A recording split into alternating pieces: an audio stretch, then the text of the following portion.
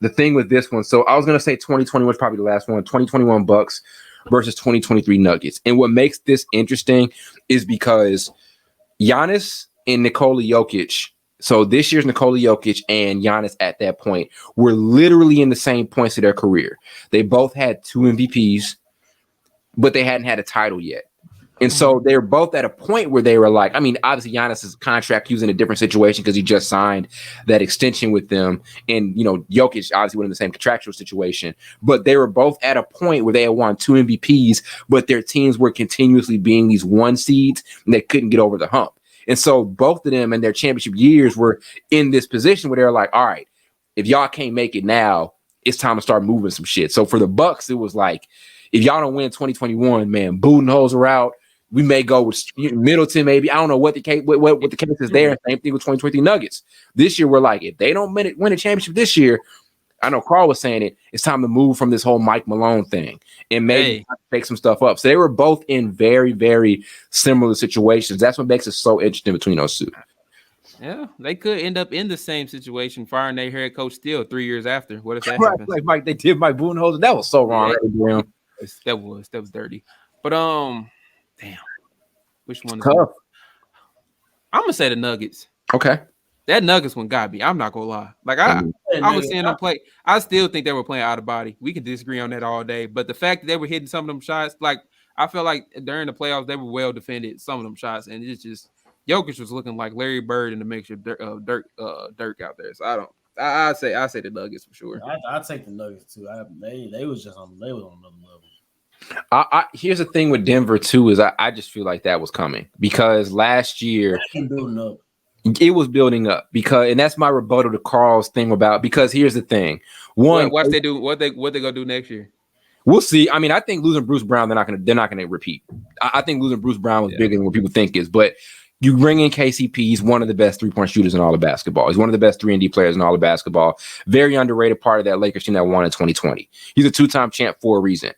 Jamal Murray, since the bubble especially, has always been a guy who's on a completely different level in the playoffs. So you ask yourself the question as well. He always is. If you ask yourself the question as well. Yeah. Man, you remember what he did in the bubble? I don't remember nothing from the bubble. You better go look at what Jamal Murray's doing in the bubble. That man was awesome. He was on some Michael Jordan shit. Him and Donovan Mitchell, I don't think we saw a playoff duo better than them two since. We have to go back and look. But that was one of the best playoff duels in the last 5 years between those two guys. Between Donovan Mitchell and Jamal Murray. But the Jamal Murray thing, it makes you wonder, what if he's there last season? Denver was hurt when Golden State beat him. No Jamal Murray, that's one of the best playoff guys in the league. They're probably beating Golden State. Yeah, that's why I knew this Nuggets thing was brewing because I'm like, they won this year, but last year, I don't know if they would have lost if Jamal Murray was there. You feel me? Might be looking at 2-time NBA champion. You might, if not 2-time. If not that, then 2 finals appearances. Back-to-back finals appearances. Yeah. If coulda, not, coulda, woulda, shoulda. Yeah. They won one. Let it go. But I'll say the 2023 Nuggets were more impressive because I watched them all the way through. Like, I feel like the series that was the closest at times was the one against the Timberwolves, and that wasn't even supposed to be close. Yeah. Now the Bucks, their path was pretty interesting. I think they played a better team in the finals and still beat a better team in the finals. Yeah. Their best player, Giannis's MVP, was better than Nikola Jokic's finals MVP. Giannis did 50 in the closeout game, 35 points a game. He was on some shit. Yeah. 35 points a game that final series.